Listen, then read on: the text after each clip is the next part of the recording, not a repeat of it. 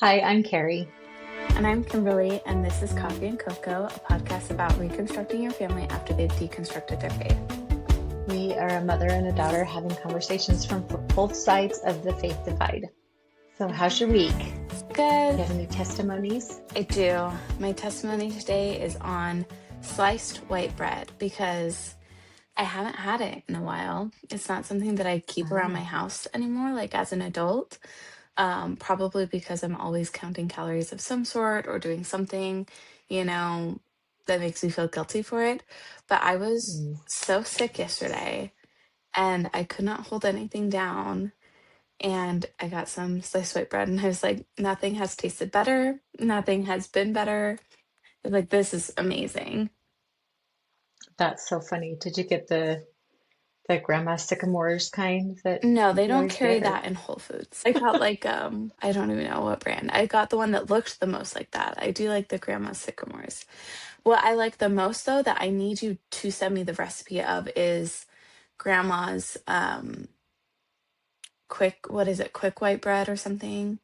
uh-huh. Quick rice bread. Because I did invest in some loaf pans.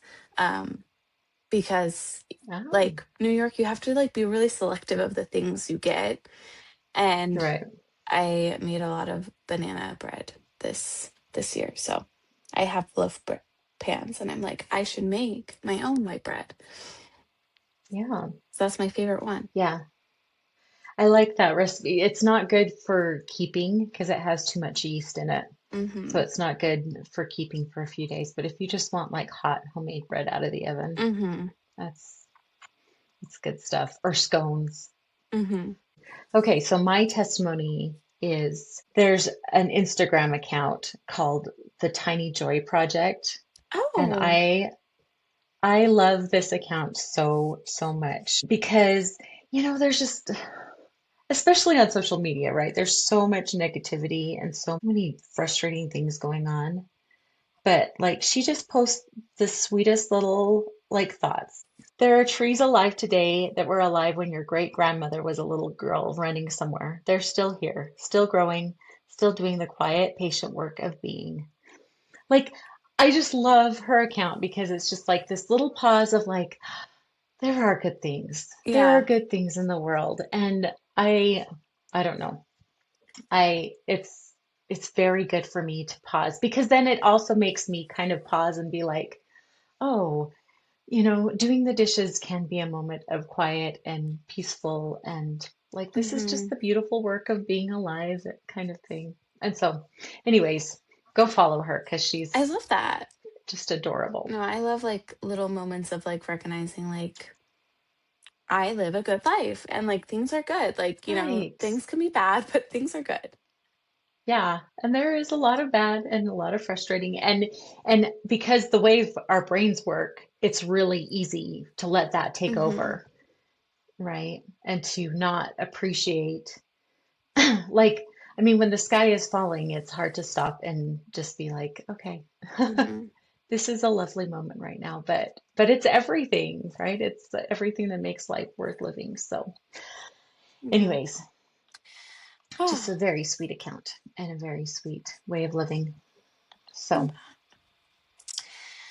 So today we're going to talk about if the Mormon Church is a cult. I know, I'm so excited. And I think the TLDR version of this is it's nuanced, It is. um, I think so. but so is everything because our social structures as like people and humans um, Hmm. does create some level of cultiness, I guess, no matter where that is.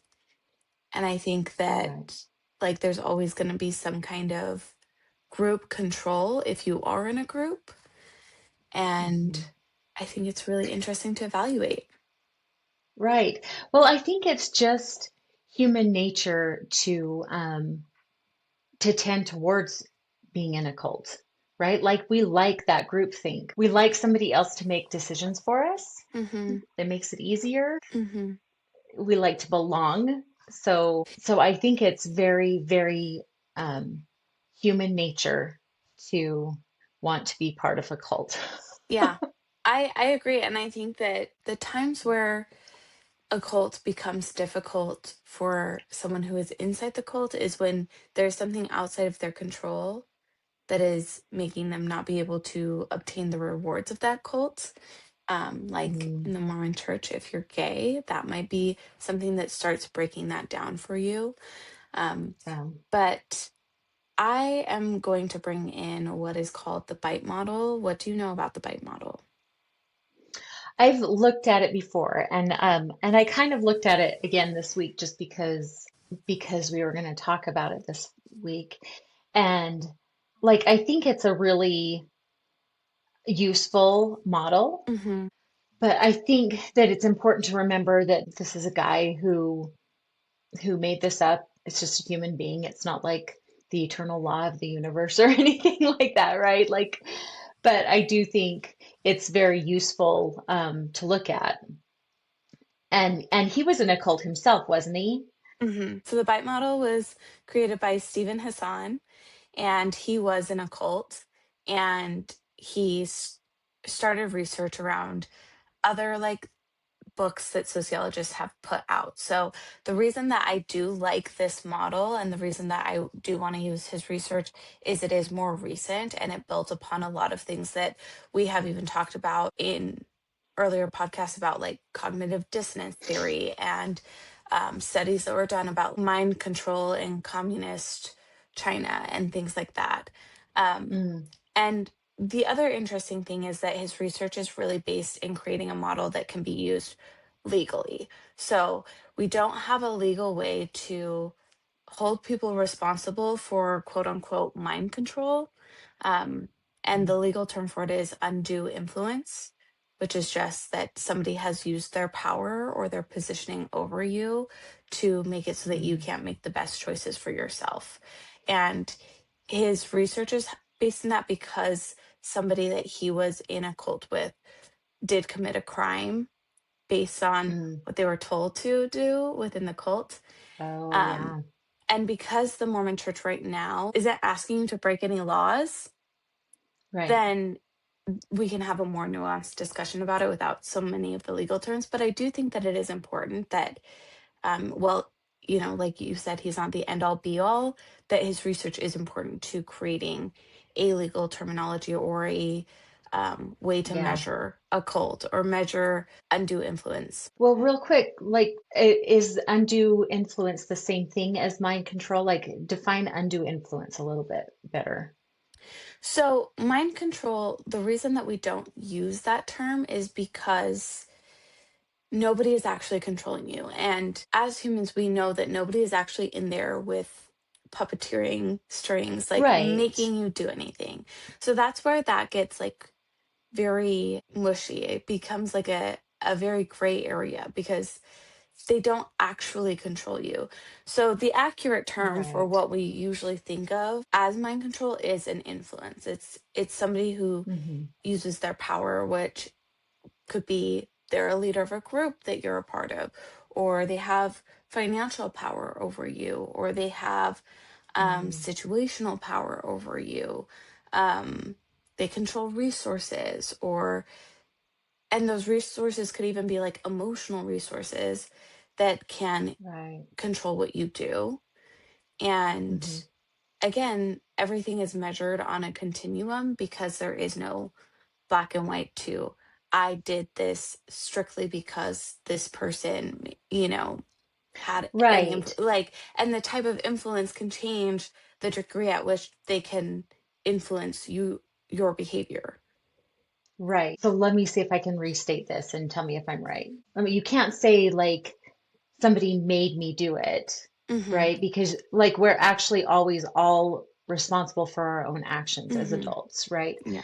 But like I did it because this person influenced me in these ways, right? Right. And I don't know, Yes. I'm not sure if I'm saying that right, I mean, it but makes sense. The other thing that we have to separate is there are legal terms for somebody financially controlled me, which is part of the bite model, but it is a little bit different. But like uh-huh, somebody is in financial control or physical control, like we have laws and regulations around physical abuse or financial abuse, but we don't sure. have as many strict laws around this type of influence like that you would have in a cult, Right. which is the Right. mental and emotional influence that can build over time and be created by a series of other different controls that this person might have or this group might have. Right. That's the real point, right? Is because it's like, okay, a cult leader isn't actually physically controlling their following, Hmm. but they have built up some kind of dependency and exerted that power in a way that that has undue Hmm. influence Yep. on others. So he has a model called the influence continuum. And there's Hmm. constructive and healthy influence, and there's destructive and unhealthy influence, and it all exists on a continuum. And he also breaks it down to like, does this look like for individuals? What does this look like for leaders? And what does this look like for organizations or relationships? So, like, for individuals, when it's constructive and healthy, you have like creativity and humor, you have your own conscience, you have compassion, you have free Hmm. will. For leaders, um, it's knowing their limits and empowering individuals and being trustworthy. And for organizations, it's egalitarianism, having informed consent, checks and balances, things like that. Um, Mm. Destructive and unhealthy, or like what would be a cult, would be conditional love, hate, fear and guilt, or dependency, lots of obedience on the individual level. For leaders, it looks like elitist leaders, people that are power hungry or who are secretive. Mm. And then for organization, it looks like elitism again. The power is preserving their own power and justify the means, not having any legitimate reasons for somebody to leave the organization. So we're going to talk about that continuum on the BITE model. And the BITE model Hmm. stands for the different kinds of control. So there's B, behavioral control, I, information control, T, thought control, and E, emotional control. And Mm. you place those, like the things that are breaking down on that, on the continuum. Okay. And we're going to just kind of discuss because we're on two different sides of this. And I do want to hammer that, like, I'm not the first person that has discussed the Mormon church against the BITE model. Like, that's been Oh, done a no. lot. But I think that this is unique that, like, we're having a conversation from two different sides of it. Yeah, I agree. So just starting out with behavioral control, some of the things that are considered behavior control are regulating a physical reality, dictating how or when members live, associate, things like that, dictating your sexual activities, Hmm. controlling clothing or diet, financial exploitation, permission for important decisions, and then it gets as far as like beating, torture, rape, and murder. Well, that's not usually happening. Yeah. Thank goodness. But I do, some of the things that on my end, I do think that the Hmm. Mormon church does to a severe degree are things like controlling your clothing and what you wear. Because Hmm. members wear garments and that dictates like everything else you wear because it has to cover the garments. And it's also an item of clothing that A, you can only purchase through the church, Hmm. and B, you have to wear every day. So you're putting it on every day and thinking about it every day. Yeah. Yeah. I mean, I can see how that fits in with the bite model. And it like garments are an interesting thing, right? Because like explicitly they're a choice, right? Mm-hmm. Just like we were talking about earlier. And so you can choose to wear your garments or not wear your garments. But there is definitely social pressure to wear them. There's judgment from others Mm-hmm. if they know that you've been through the temple, or like you can't prove that anybody else is judging you for it, but you just kind Mm-hmm. of feel But that kind like of thing. from the inside, how many times have you heard like, oh, she's not wearing her garments with that? Oh yeah. Like I even watch Yeah. Secret And that Lives of definitely Mormon happens. Wives, and sometimes like the ones that are active members, they wear like something that is like sleeveless, and I'm like, that's not a garment dress. Like, Right. Well, and it's a funny thing too, because just recently where they've changed their garments that mm-hmm, they don't have sleeves anymore. So a lot of LDS women are wearing tank tops. And that's just been interesting to watch come up in myself, right? Because I'll mm-hmm. see people in a tank top and be like, and then You're like, oh, and then it's like, oh, okay, first of all, why do you care? And second of all, that's how they Yeah. are now. You can wear a tank top And with also, it. But like, it's just really funny because that's very internalized for me. yeah. And it's a physical manifestation of I'm following the rules, right? Right. Instantly looking at someone, even in modesty culture, instantly looking at someone, you can say they're following the rules or not. And in a group think, Yeah. like, that matters a lot. It is funny Yeah. though, Coachella just happened.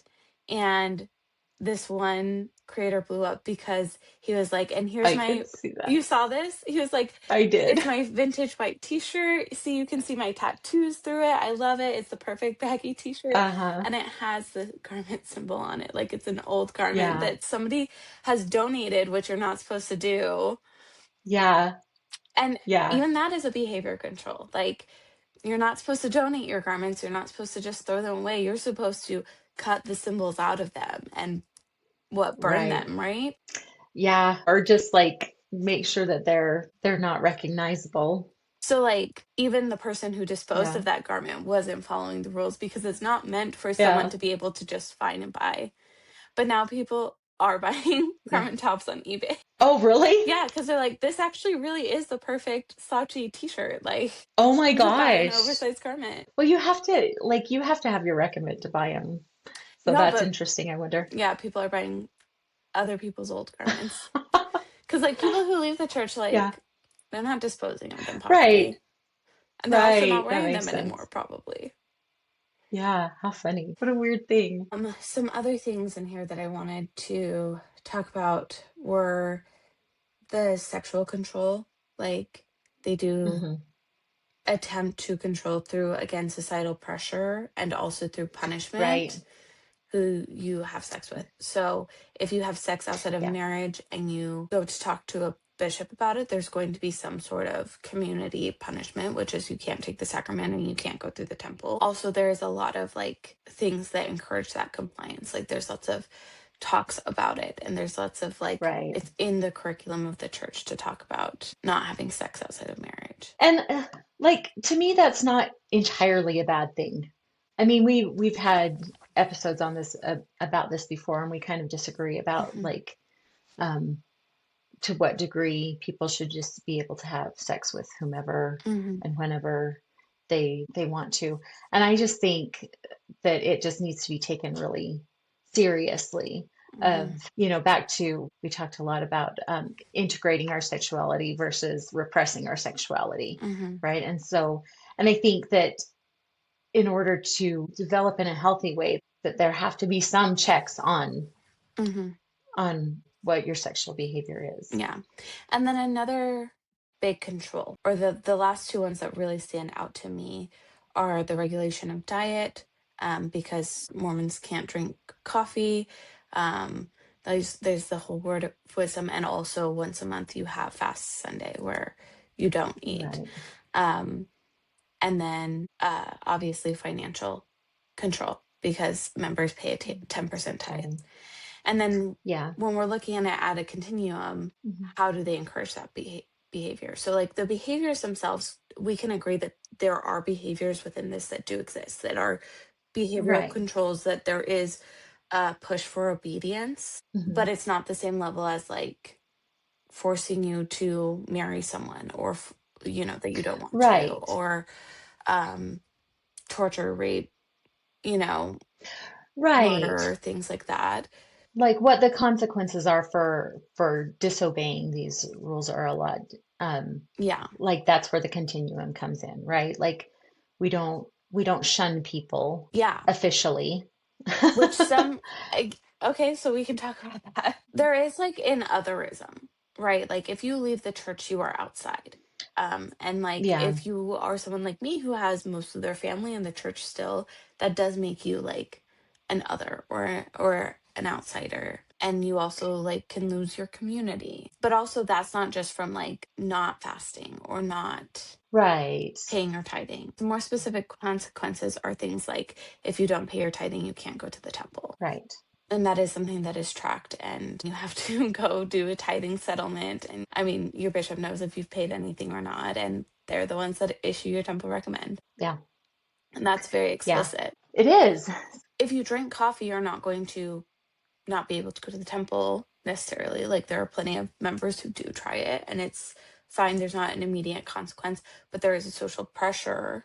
If somebody Hmm. who is Mormon who saw Yeah. that, they might, feel a way about you. Like there is pressure, but it's not so much as like Right. we're going to kick you out of the community and you're going to have to go live somewhere else and lose your family because you drank Yeah. coffee. I'm just thinking of examples of this, but like a friend of mine one time, I was substitute teaching and she was a teacher, and we were standing on the playground talking, and it was cold in the morning, and she had her mug or whatever, and I wasn't even really paying attention or Hmm. anything like that, but then I noticed that she was kind of hiding it from me, right? Like she was kind of Mm-hmm. trying to, and I was just like, which like I didn't care at all, right? Especially because like I was in a stage of my deconstruction, reconstruction kind of thing where I was just like, you drink whatever you want, girl. I don't care.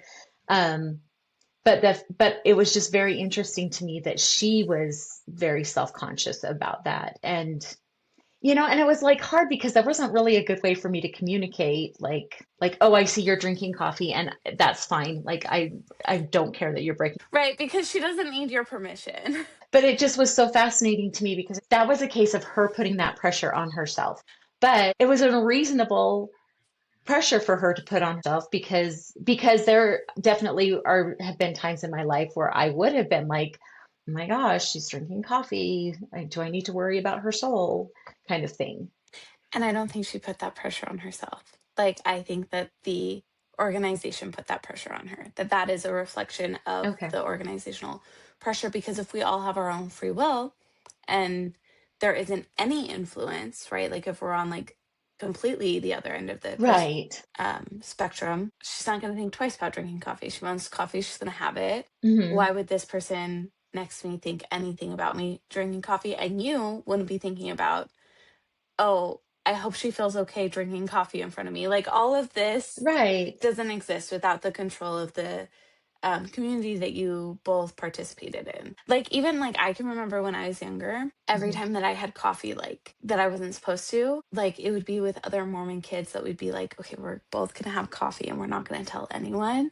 And I would never like do that in front of Mormon kids without their buy-in of we're all gonna do this. Like I remember one time Oh, after seminary, I was catching a ride with someone who was the stake president's daughter, and we went to oh. Maverick to get hot chocolate, but she was like, I like mixing my hot chocolate with my with coffee. And I was like, that sounds delicious, I want to do that too. And I was like, it's okay because the stake president's daughter is doing it. Like we're Yeah. fine, we're in the clear.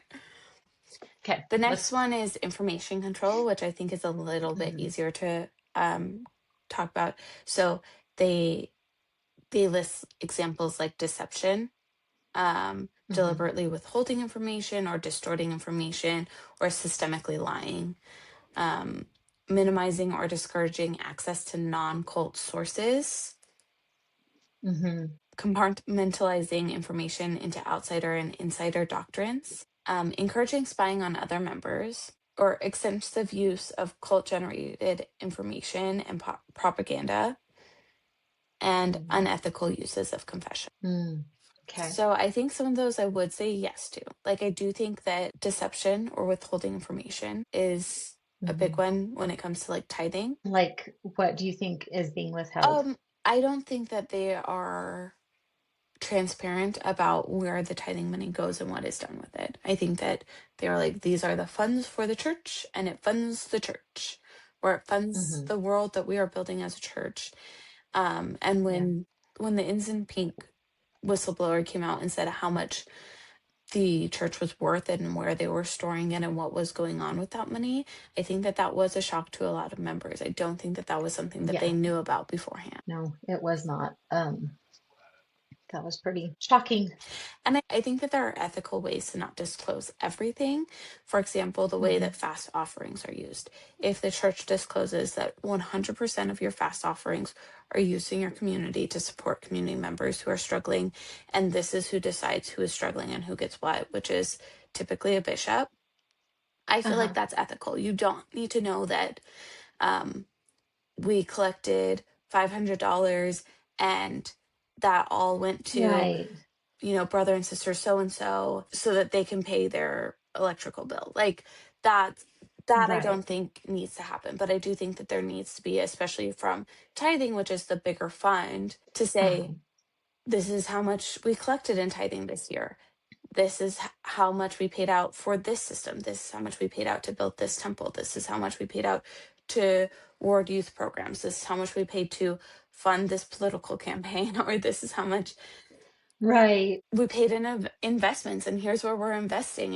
And I think that that is important. I think that that would be more ethical of the church, and I would feel like they're less of a cult if that's what was going on. Yeah, I can see that. I would definitely like more disclosure about where and how tithing funds are used.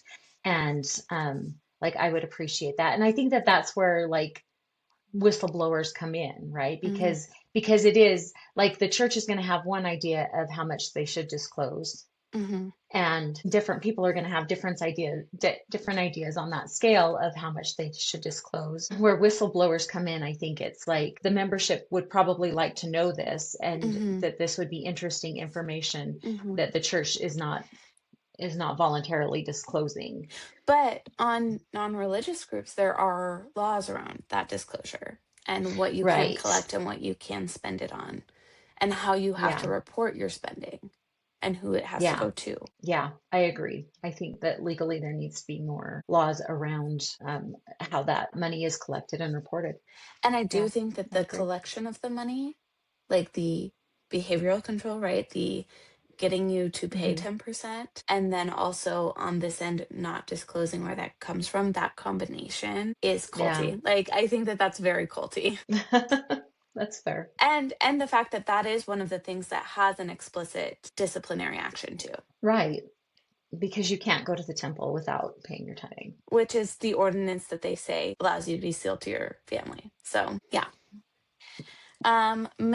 Minimizing or discouraging access to non-cult sources of information. I think that they definitely do that. I think that they're all about anti-Mormon literature. Yeah. The fact that they even call it anti-Mormon literature, it's crazy. Because that's number three, is the compartmentalizing information into outsider and insider doctrines. So there's the doctrine, there's the church approved sources, and then there's anti-Mormon literature, and there's not really a lot of in between. This is the thing though, because social media has made this really interesting and complicated, right? Hmm. Because there's a lot of LDS creators. Hmm. There's a whole spectrum of creators that some are very, very, very pro obedience, pro uh, I mean Conservative. obedient, Yeah. conservative. Okay, that's a good way to put it. Conservative in their belief, not necessarily politically, but conservative in Right. their worship within the Mormon church. Yeah, and then there are LDS creators and influencers that are very much more liberal in their interpretations of how to live and how to interpret the doctrine. Yeah. But I do think that explicitly the prophet has come out and said to be careful of messages online. Yeah, like that's just good advice, right? Like use your head. Mm. I will say the fourth one I don't think that the church necessarily does is encourage spying on other members. No, I don't think so. Extensive use of cult generated information and propaganda. Yeah, like I think that they do that. And I think that they really spread out the different ways that they can meet the demographics within the church. Like they have the Ensign, and then they have the women's magazine that's for moms, and then they have whatever it's called that's like the children's magazine for kids, like The Friend. They have the Friend and the New Era, which is for youth, and then they have the Ensign that is for adults. They do put out a lot of materials, Mhm. um, and a lot of videos and a lot of Paintings for your home, and yeah, podcasts, and music to listen to, and like TV to watch. Like, there's BYU yeah. TV. Like, I mean, I would call these resources. They're not forced on you.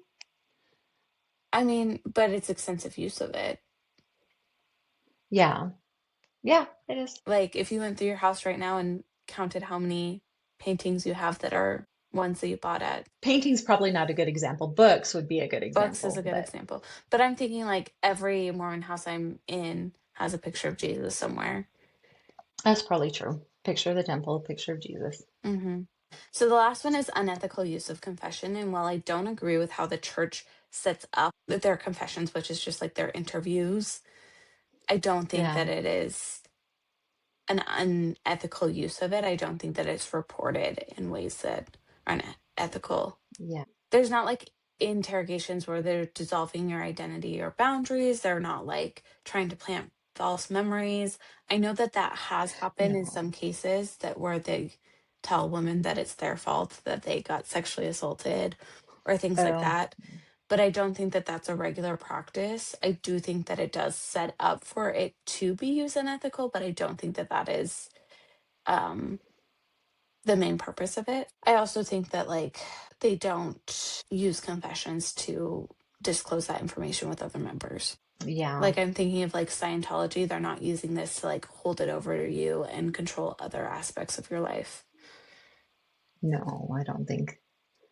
I mean, like that's one of those hard things about having lay leadership, Hmm. leadership that's just made up out of because I do think that sometimes you get um, a bishop or a stake president or somebody who does things that are not good, that Hmm. are, puts pressure on people in bad ways. But that is not what they're supposed to do. And if those things are discovered by people higher up, they're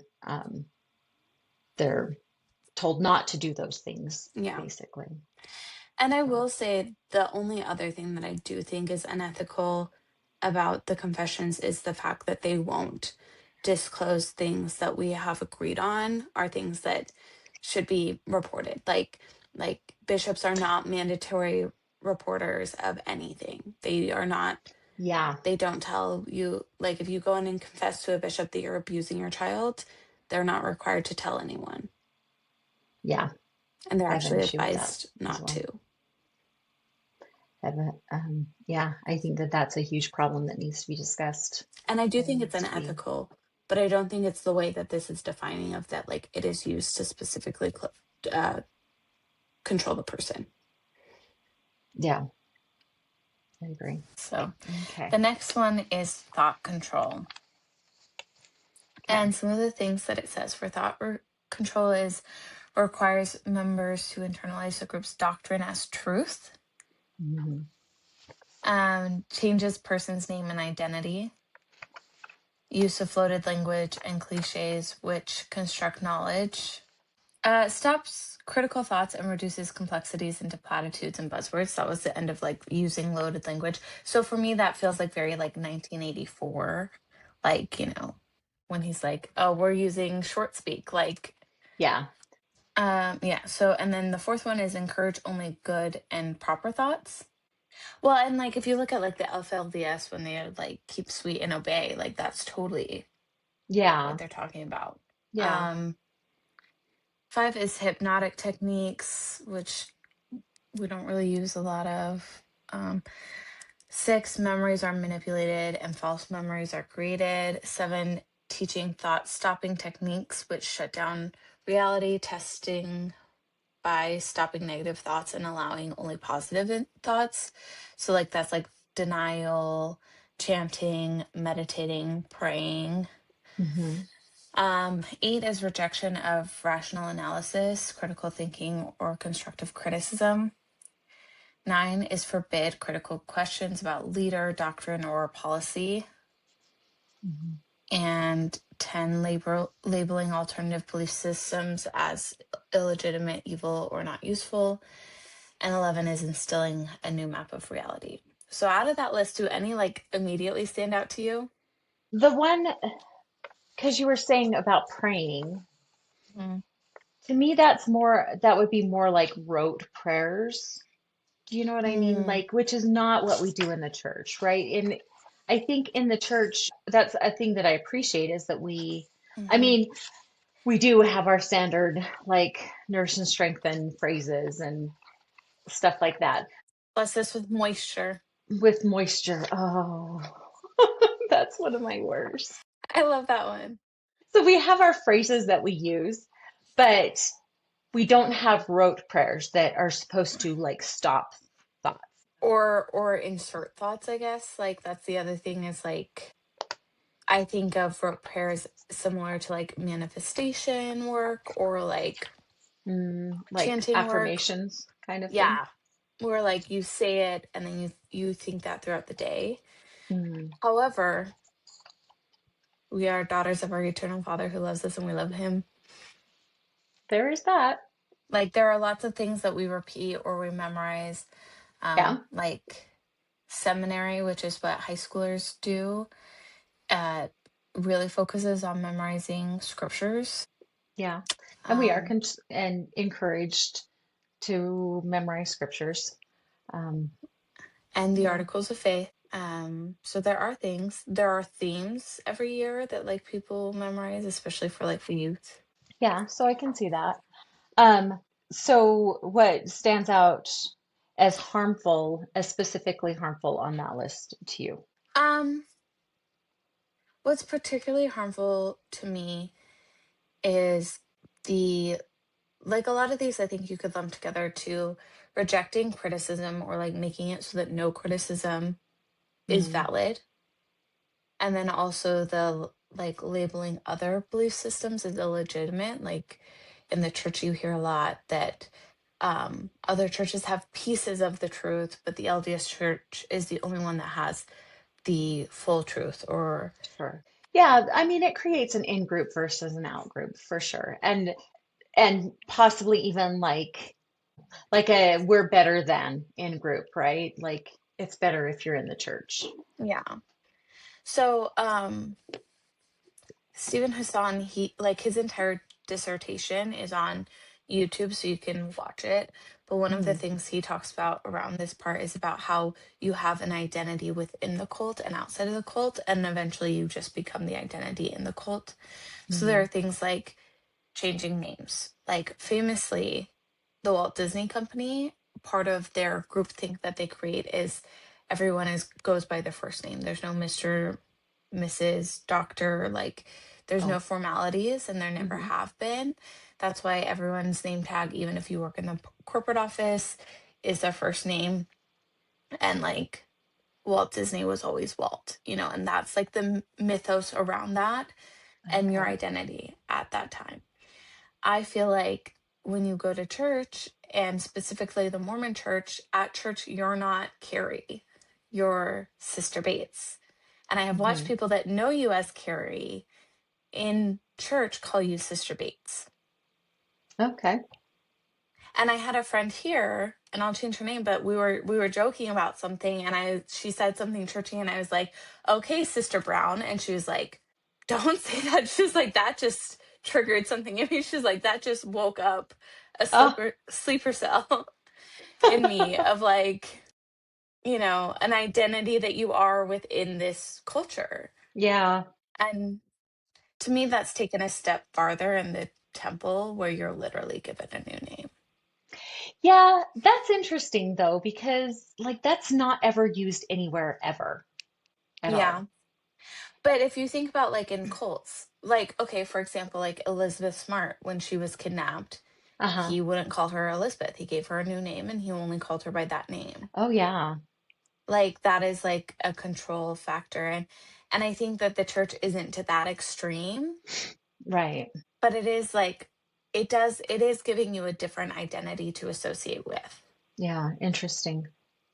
And again, like there are cults of corporations and cults of um, Right. politics and cults of religion, and everything exists on a spectrum, which is why I use the Disney example, because the Disney example is not particularly harmful. It is just trying to create a company culture. Right. And I think that that's an important point to make about all of this is that to say something is a cult just has such a negative connotation, right? It Hmm. just really truly does because Hmm. of the extreme cults that have caused major harm. Hmm. But like all in groups and out groups. Like we're just kind of a tribal species, Yeah. you know? And I'm not trying to minimize it or anything or say that there's not harm in it. But all human groups I do think are cultish to, like you were saying on one of the episodes about Soul Cycle, like you know. Yeah. No, and that's a good example too, because like I when I was looking into this and I was talking about like rewarding behavior, like Uh-huh. it is a corporate, like they have great marketing. Like I want to go, I'm at my 96th ride, and at my 100th ride, I'll get a little card. Actually, I think I have my 50th ride card hung up here. You can't Yeah, really see it, but it's up there.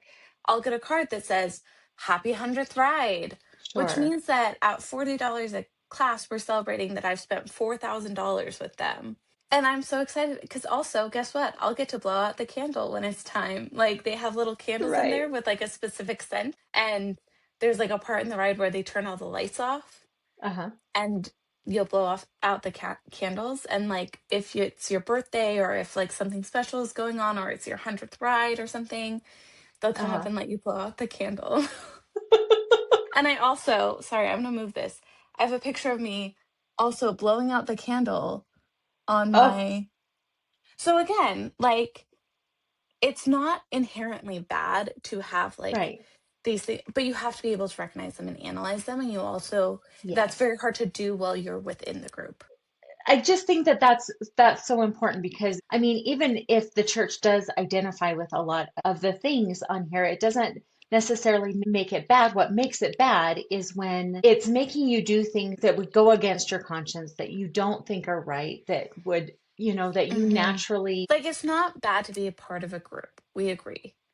yeah, But where that like infringes on your individuality, you have to be aware of. And that's like why I think exactly. that the second spectrum is also important Yeah. in analyzing all this. And so I think that that's part of it. Like, I mean, as far as like getting on here and talking about whether or not the church is a cult, to me, like that's part of what makes it not a cult, is if we can look at it and say, oh, what things about it are culty and what things about it are harmful. And let's talk about those things and analyze those things and not get sucked into something that's exercising undue influence on us, right? Like Hmm.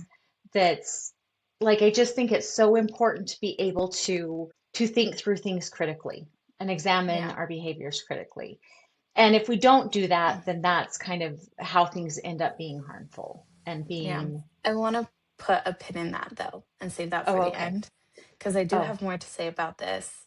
But I did want to talk about the name and identity because we talked about the name, we talked about the associated identity. I think that the church does other things to control your identity or reframe your identity, particularly the patriarchal blessing. oh, okay. Yeah. Because for anyone who's not Mormon and doesn't know, Mormons have an outside, what would you call it? It's not an ordinance in that you're not like making like a covenant with God. You're not making a promise to do something. You're not like required to get a patriarchal blessing to go to the celestial kingdom. But it is like the oracle of the Mormon church in that there is one patriarch for the stake, and you set up a meeting. You have a Hmm. short meeting with him, and then he gives you a blessing that basically tells you about your pre-mortal life and your future. And that's insane. Like That's insane. it's very seer revelation type stuff that I am surprised has stuck along. So Interesting. I've never thought of it that way. every single time I love to go get my palm read or get like tarot Uh-huh. cards read, and I feel like it's the same thing. Huh. That's so, yeah, I've never thought of it that way. And also it gives you like traits. Like for me, I was told things like what tribe of Israel I belong to and what my job in this world was to do and like what traits I carried on from my pre-existence. And Yeah. some of those things are things that like I think are put on all Mormon women, like being loving and caring and gentle. Like some of those things were surprising. I don't have it anymore. I wish I could read on it and reflect, but Uh-huh. it is interesting that it's kind of like giving you characteristics that you should Yeah. like. We're not just saying through our doctrine, these are characteristics that we value, these are values that you should have, we're also telling you, and actually, you don't know this because you don't remember your premortal life, but this is how you are. Interesting. I'm gonna have to think about that more. The other thing is the idea of like who we are as people and as humans. Like the Uh-huh. church tells you, like, this is what humans are. And I think, like, I don't want to speak too much on the temple because I've only seen a recording that was a sneaky recording of it. Yeah. So I've never participated, Hmm. but it does tell, like, it seems to create a mythology around who we are as beings and our existence and what's meaningful about our existence. I mean, yeah, that's what religion does, right? It gives us Yeah. an idea of who we are and what our purpose is and what our destiny is, I guess. Yeah. It also, like, the last one is instill a new map of reality, and that is the map of reality is the plan of salvation. I Yeah. remember one time you were telling me that you were talking to a family member whose like opinion you really respect and is very faithful in the church. And you said that they said that it doesn't even matter if we're, homeless, if we're on the street, because if we're living righteously, like we will be rewarded in the next life. And I was like, yeah, but like that's such a different reality than the reality, which is that like it does matter Yeah. if you're homeless. Well, I mean, this is the thing because reality, like, literally is subjective, right? Things do not have meaning without us giving them meaning. Yeah. And so I may give things a different meaning than you give them. And that doesn't mean that your way is better or my way is better. Hmm. Like, I think it's important to look at those, like, to the degree that we can look at them objectively and look Hmm. at, again, like we've talked about a few different times, by their fruits ye shall know them, right? Hmm. That we have to look at like what that creates for us and other people. Hmm. But reality really truly is subjective. I mean, Yeah. I know that makes me sound like a crazy person to say that, but No, and it's even like subjective as far as you and I can see the same thing happen and have different realities about what happened. Like, like there yeah, are those objective things, but like we just know that about people, that people are seeing reality through multiple filters about who they yeah. are, who the subject is to them, like things like that. I guess the last thing, like with thought control, that I really had was the use of prayer and how often we use prayer in the Mormon church. Because we pray before every meal, which I think is Hmm. somewhat common in evangelical religions. Hmm. But I remember when I was in high school, there was like a challenge to pray every hour on the hour. And I did that, which meant that I was constantly thinking about the church or prayer because I was keeping Hmm. track of if I had prayed or I was praying like the entire day. And like when they start implementing things like that, or like, Yeah. That to me is extreme. I remember when we were doing our stories and you said that because like I've never done that in my life. I've never had that mm, experience, but that does seem really extreme to me. yeah. And it wasn't even like a compelling you to do that in like the way of like you would be punished if you didn't, but it was like because I had all of these other beliefs around the belief Uh-huh. that it was important to be as faithful as possible, and that like the ways that I was feeling as a person were because I wasn't faithful enough.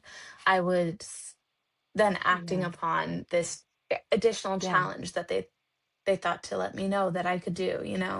Yeah. Like you're trying to prove yourself kind of thing, maybe.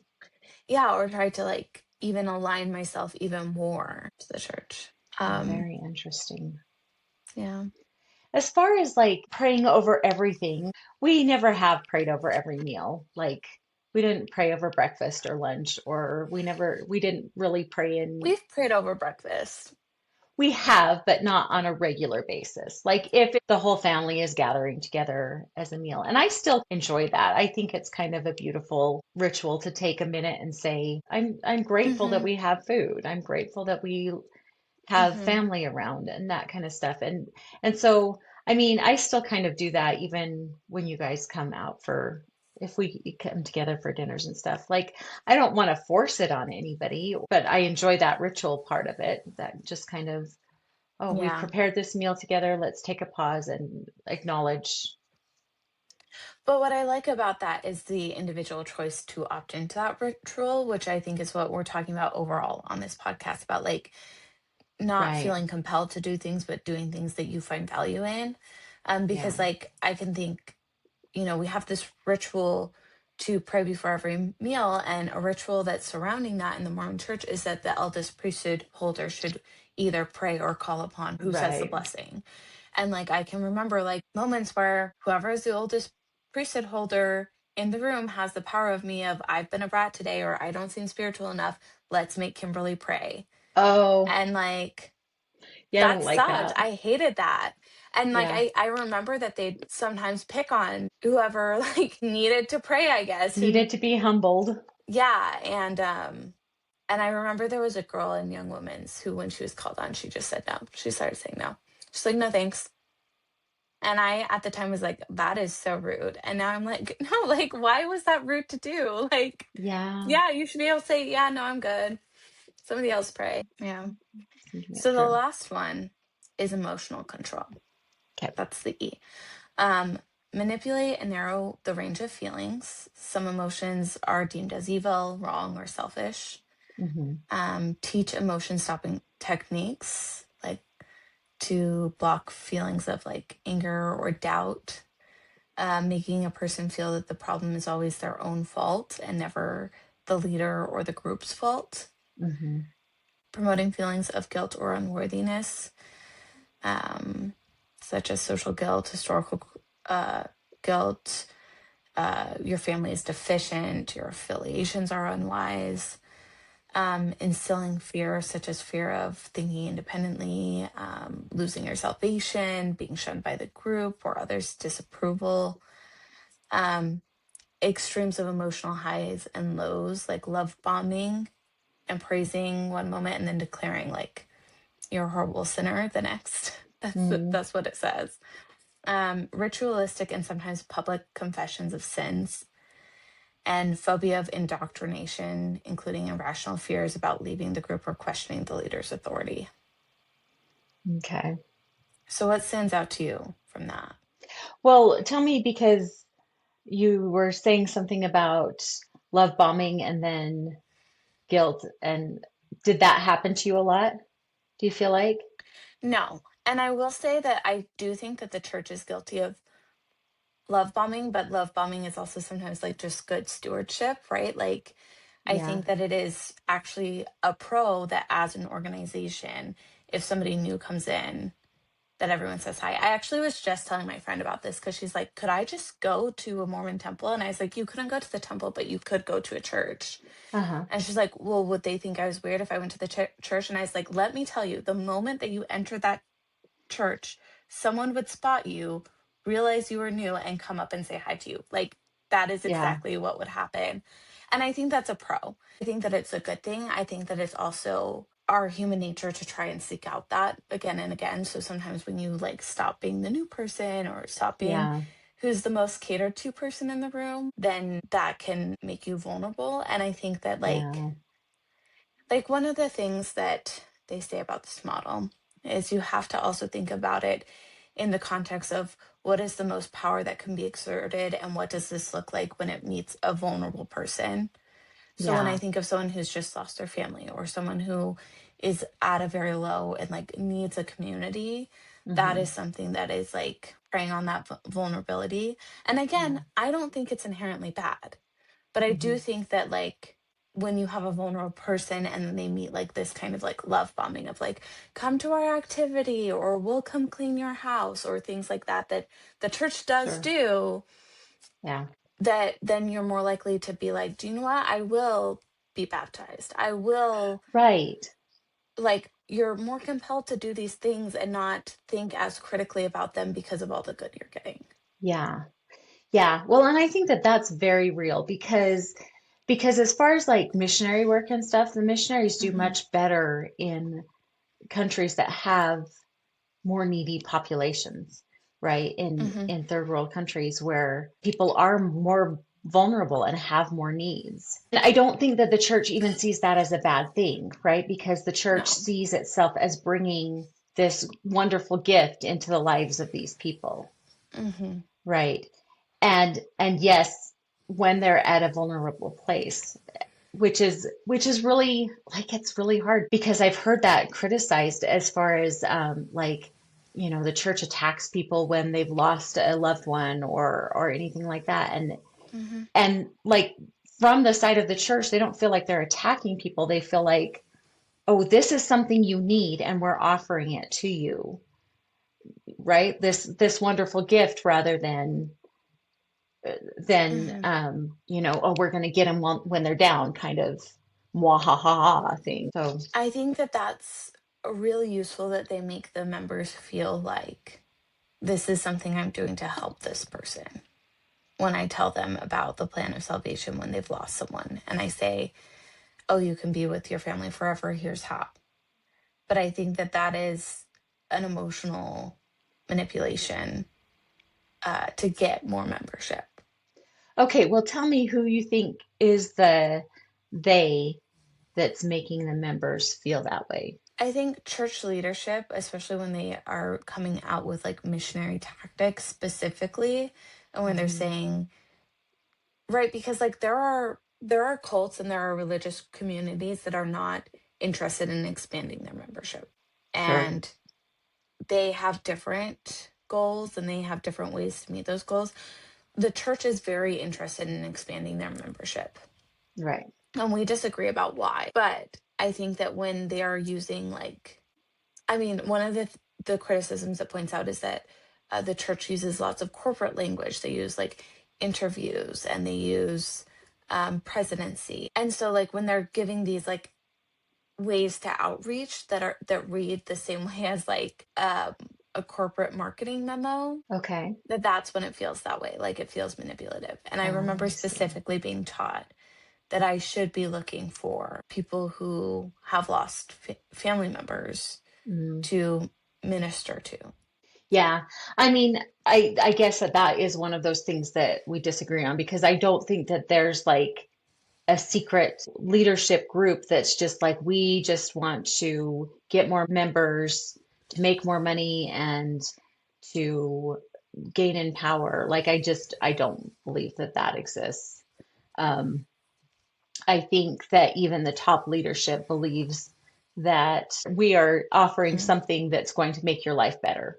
I think they wouldn't push so hard if that was it, but that's what I Yeah. feel. Yeah.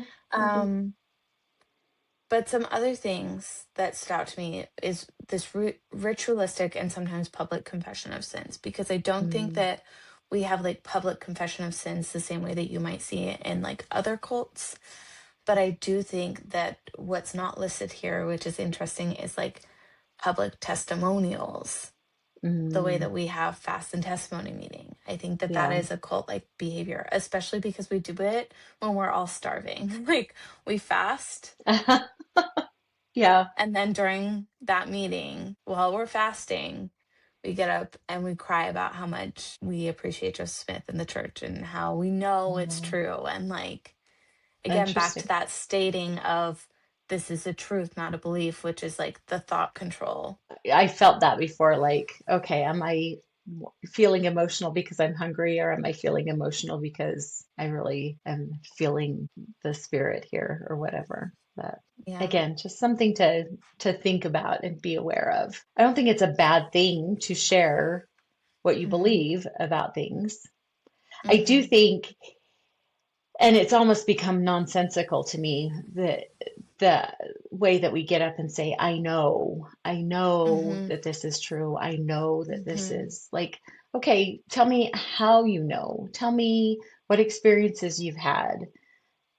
Because just because you know something doesn't make it true.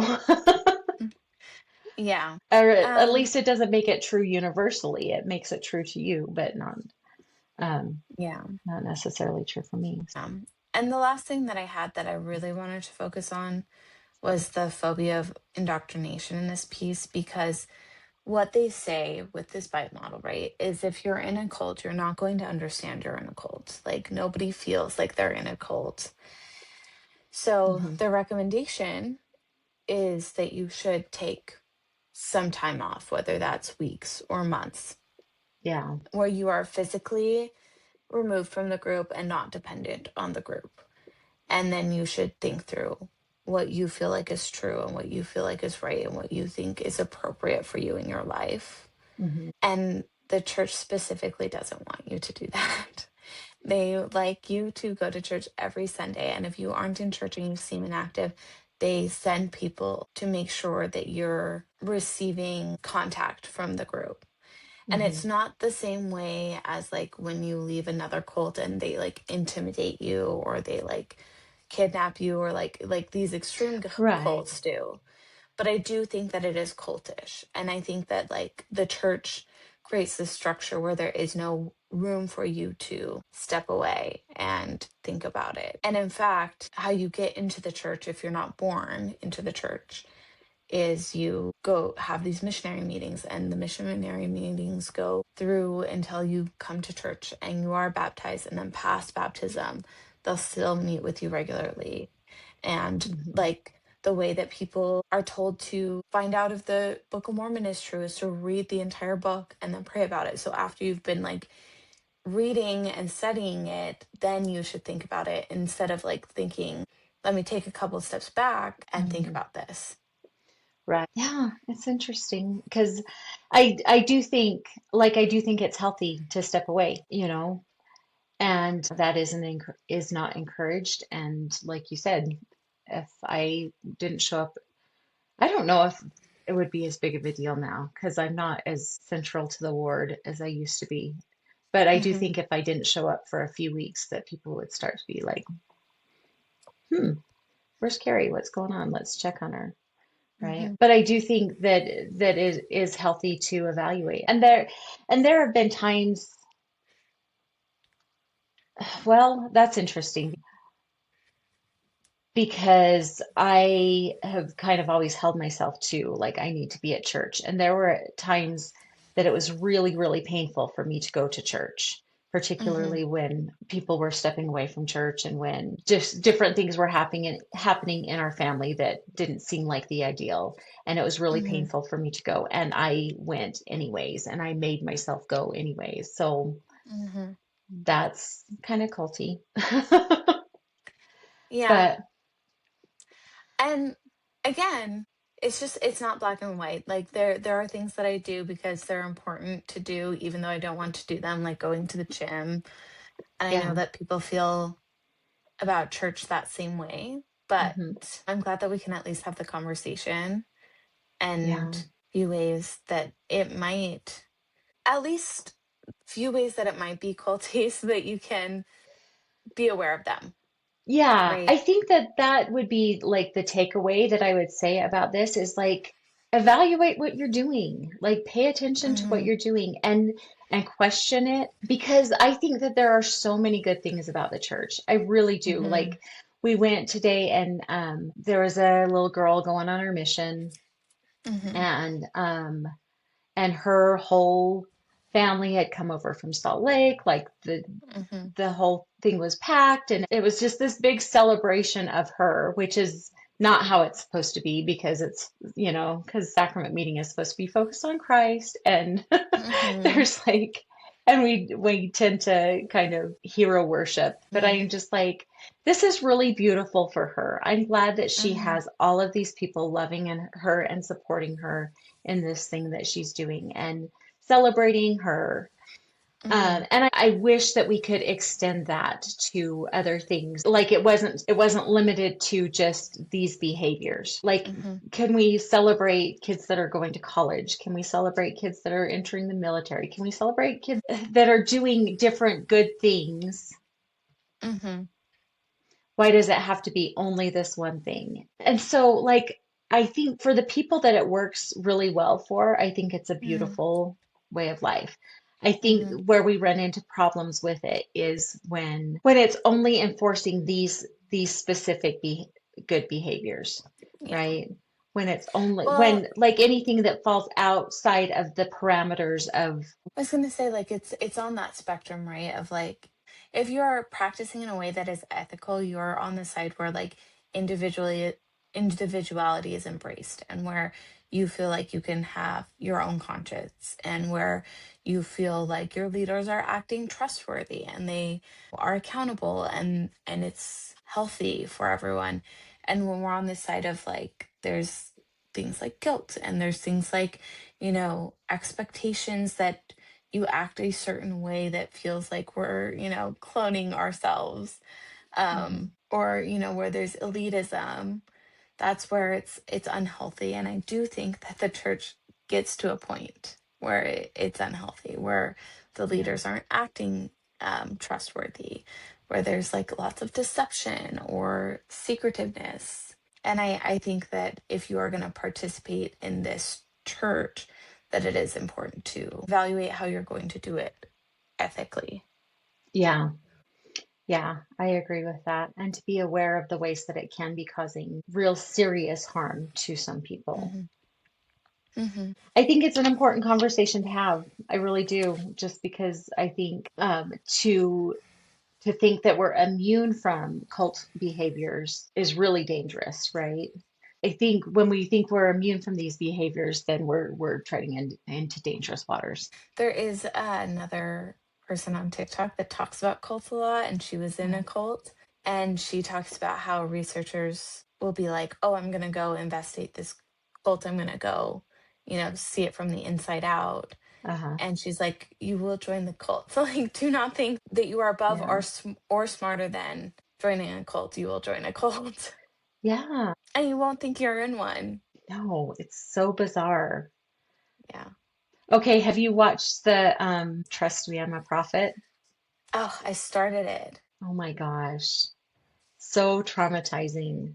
Like my first impression is we all want belonging and we all want to feel like where we find the most peace is where we're right, and Right. like we also are all looking for like a quick and easy peace. Like I don't want to say it like that exactly. That's, but what I'm trying to say is like if I can find comfort in this world of chaos, then I want to Yes. stay in that comfort and feel like I'm right in that. So if that Hmm. means that this man that's offering me freedom and comfort is a prophet, then sure, he's a prophet.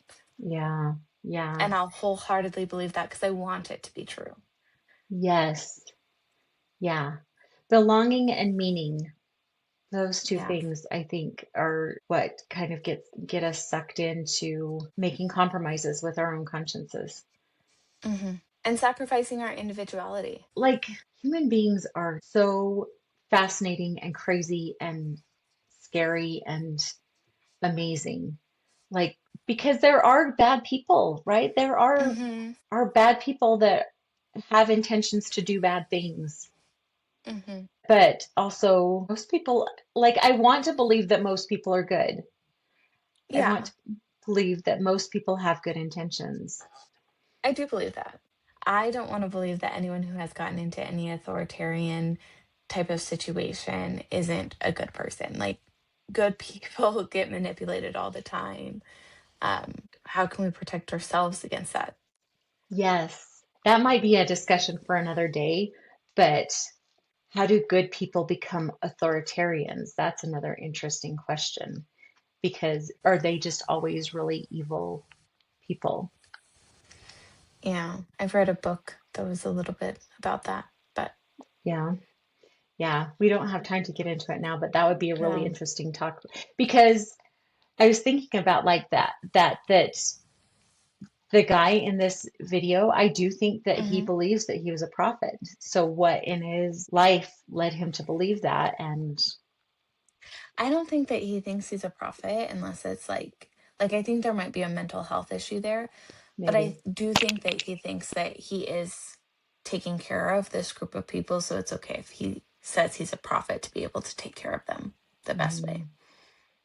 You're gonna have to watch the rest of it and see, and we'll have to Okay. discuss it. Maybe we'll Okay. do that one next.